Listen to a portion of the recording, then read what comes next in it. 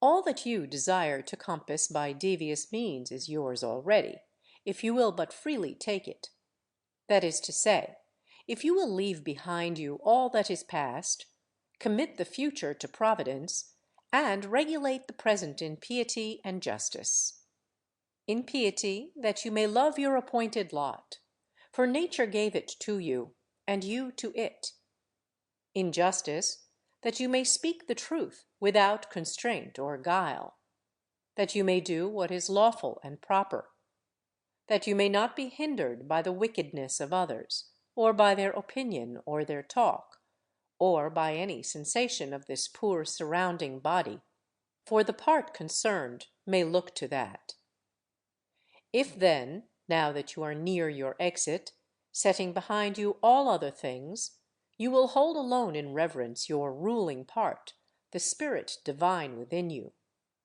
If you will cease to dread the end of life, but rather fear to miss the beginning of life according to nature, you will be a man, worthy of the ordered universe that produced you. You will cease to be a stranger in your own country, gaping in wonder at every daily happening, caught up by this trifle or by that. 2. God beholds all souls bare and stripped of these corporeal vessels, husk and refuse. By his intelligence alone, he touches that only which has been instilled by him and has emanated from himself. If you would but inure yourself to do the like, you would be eased of many a torment. For he who regards not the surrounding flesh will not waste his leisure in thinking about vesture, house, or fame, or other mere external furniture or accoutrement. 3. Three parts there are of which you are compact: body, soul, intelligence.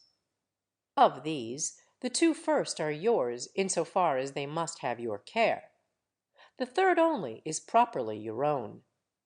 And if you will cast away from yourself, that is, from your mind, all that others do or say, all that you yourself have done or said, all your fears for the future, all the uncontrollable accompaniments of the body that envelops you and of its congenital soul, and all that is whirled in the besieging vortex that races without, so that your intellectual power, made pure and set above the accidents of fate, may live its own life in freedom, just, resigned, veracious.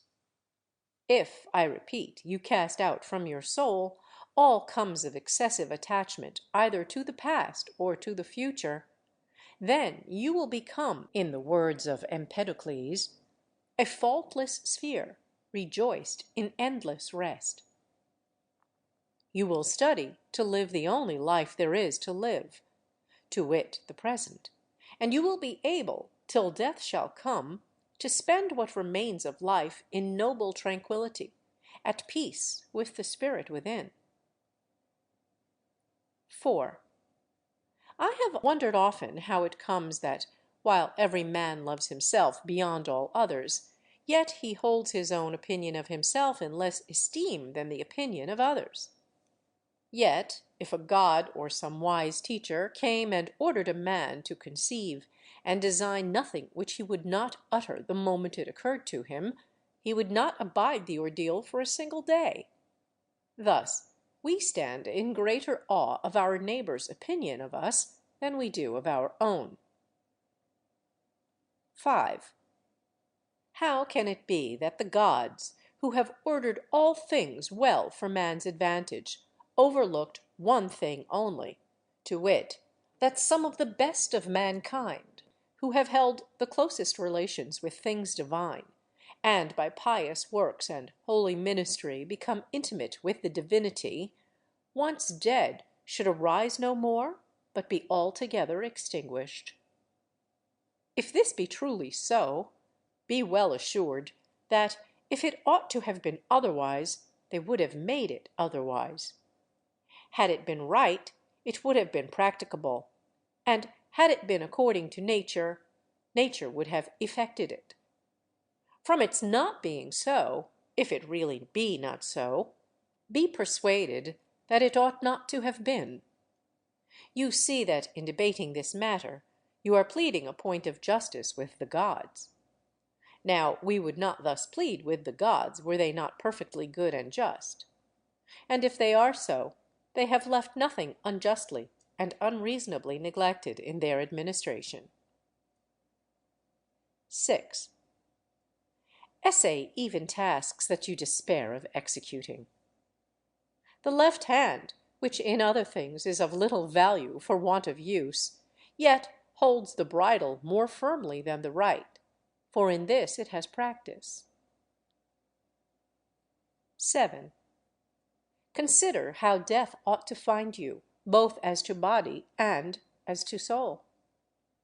Think of the shortness of life, of the eternities before and after, and of the infirmity of all material things. 8. Contemplate the fundamental causes stripped of disguises. Think what pain is, what pleasure is, what death, and what fame. Consider how many are themselves the causes of all the disquiet that they suffer, how no man may be hindered by another, how all is matter of opinion. 9. In the use of principles, we should be like the pugilist rather than the swordsman. For when the latter drops the sword which he uses, he is undone. But the former has his hand always by him, and needs but to wield it. 10. Consider well the nature of things, distinguishing between matter, cause, and purpose. 11. What a glorious power is given to man, never to do any action of which God will not approve, and to welcome whatever God appoints for him. 12. As to what happens in the course of nature, the gods are not to be blamed. They never do wrong, willingly or unwillingly. Neither are men to be blamed, for they do no wrong willingly. There is therefore none to blame. 13. How ridiculous and how like a foreigner is he who is surprised at anything which happens in life! 14.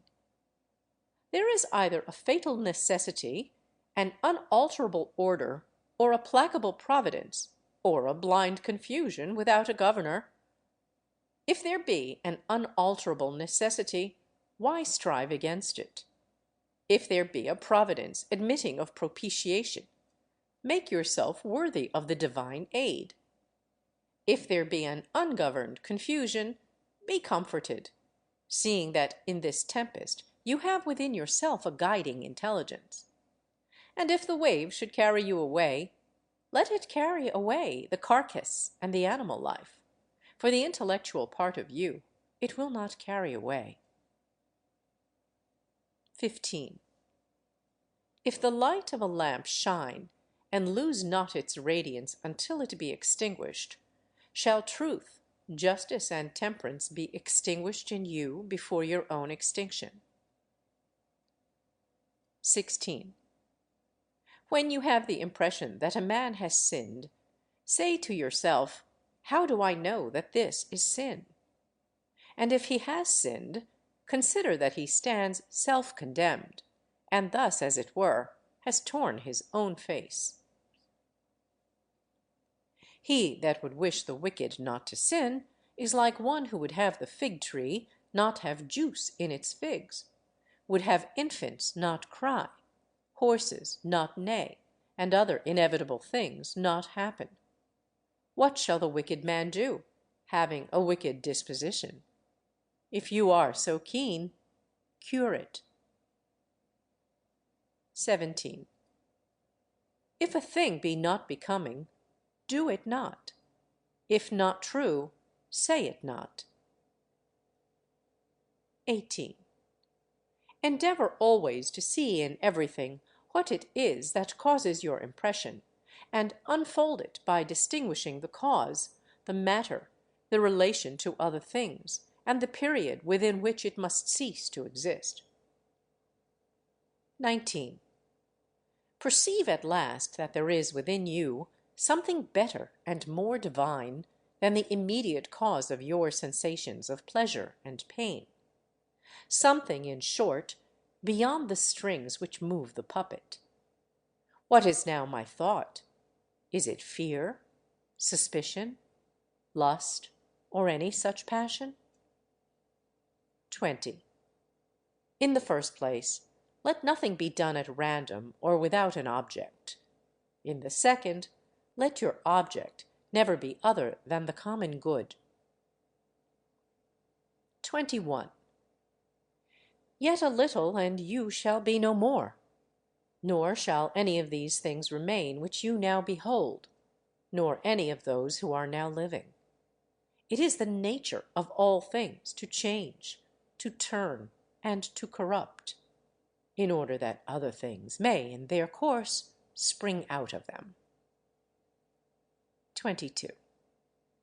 Reflect that everything is matter of opinion, and opinion rests with yourself. Suppress then your opinion what time you will, and like one who has doubled the cape and reached the bay, you will have calm and stillness everywhere, never a wave. 23. Any one natural operation, ending at its proper time, suffers no ill by ceasing, nor does the agent therein suffer any ill by its thus ceasing. In like manner, as to the whole series of actions which is life, if it ends in its season, it suffers no ill by ceasing, nor is he who thus completes his series in any evil case. The season and the term are assigned by nature, sometimes even by your own nature, as in old age, but always by the nature of the whole, by the interchange of whose parts the universe still remains fresh and in its bloom. Now, that is always good and seasonable which is advantageous to the nature of the whole. Wherefore, the ceasing of life cannot be evil to the individual. There is no turpitude in it, since it is beyond our power, and contains nothing contrary to the common advantage. Nay, it is good, since it is seasonable and advantageous to the whole, and congruent with the order of the universe. Thus, too, he is led by God who goes the same way with God, and that by like inclination. 24. Have these three thoughts always at hand. First, as to your action, do nothing inconsiderately or otherwise than justice herself would have acted. As for external events, they either happen by chance or by providence. Now, no man should quarrel with chance or censure providence.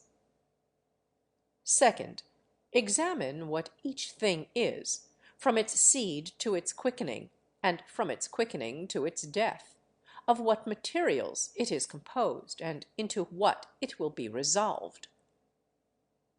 Third, reflect that could you be raised on high, and from thence behold all human affairs, you would discern their great variety, conscious at the same time of the crowds of serial and ethereal inhabitants around us. But were you so raised ever so often, you would always see the same things, all uniform and of brief duration. Can we set our pride on such matters? 25. Cast away opinion, and you are saved. Who then hinders you from casting it away? 26. When you fret at anything, you have forgotten that all happens in accordance with the nature of the universe, and that the wrong done was another's. This, too, that whatever happens has happened, and will happen, and is now happening everywhere. You have also forgotten how great is the bond between any man and all the human race, a bond not of blood and seed, but of common intelligence. You have forgotten that the intelligence of every man is divine and an efflux from God. Also, that no man is proprietor of anything. His children, his body, his very life are given of God. You have forgotten, too, that everything is matter of opinion, and that it is the present moment only that one can live or lose. 27. Bring to frequent recollection those who have grieved about anything overmuch, those who have been preeminent in the extreme of glory or misfortune, in feuds or other circumstances of fate. Then stop and ask, where are they all now? Smoke and ashes, and an old tale, or perhaps not even a tale. Pass them all in review.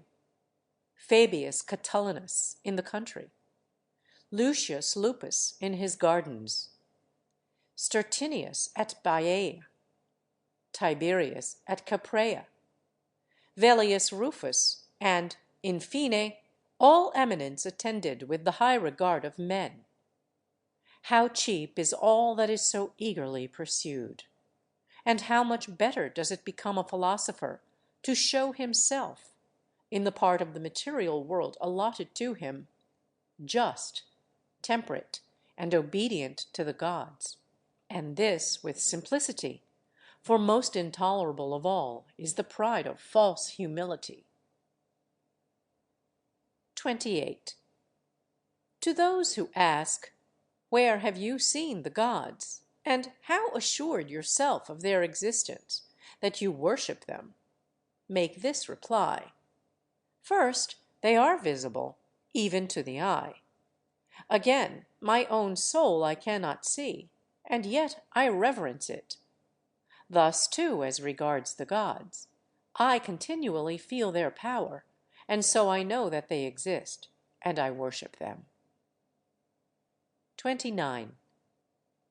The safety of life is to see the whole nature of everything, and to discern the matter and the form of its constitution. Also, to do justice with all your heart, and to speak the truth. What remains but to enjoy life, adding one good to another, so as not to lose the smallest interval? 30. There is but one light of the sun, although it be scattered upon walls and hills and a myriad other objects. There is but one common substance, although it be divided among 10,000 bodies having as many different qualities. There is but one soul, though it be distributed among countless different natures and individual forms. There is but one intelligent spirit, though it may seem to be divided. The other parts of these individuals of which we have spoken, such as breath and matter, are void of perception and of mutual affection. Yet even they are held together by the intelligent spirit, and gravitate together. But intelligence has a special tendency to its kind, and unites therewith, and the community of feeling is not broken. 31. What do you desire? To live on? Or is it to feel or to desire? To grow and to decay again? To speak or think? Which of all these seems worthy to be desired? And if each and all of them is despicable, proceed to the last that remains, to follow reason and God. Now, it is repugnant to reverence for reason and for God, to grieve at the loss by death of these other despicable things. 32. How small a part of the boundless immensity of the ages is allotted to each of us, and presently that will vanish in eternity! How little is ours of the universal substance! How little of the universal spirit! On what a little clod of the whole earth do we creep! Considering all this, reckon nothing great except to act as your nature leads you, and to endure what universal nature brings to pass. 33. How is it with your ruling part? On this all depends. All other things, within or without our control, are but corpses, dust, and smoke. 34. This, most of all, must rouse you to despise death, that even those who held pleasure to be good and pain to be evil, nevertheless despised it. 35. To him who holds that alone to be good which comes in proper season, who cares not whether he has acted oftener or less often according to right reason, to whom it makes no difference whether he behold the universe for a longer time or a shorter, for this man death also has no terror. 36. You have lived, O man, as a citizen of this great city. Of what consequence to you, whether for 5 years or for 3? What comes by law is fair to all. Where, then, is the calamity, if you are sent out of the city by no tyrant or unjust judge, but nature herself, who at first introduced you, just as the praetor who engaged the actor again dismisses him from the stage? But, say you, I have not spoken my 5 acts, but only 3. True, but in life 3 acts make up the play. For he sets the end who was responsible for its composition at the first, and for its present dissolution. You are responsible for neither. Depart then graciously, for he who dismisses you is gracious.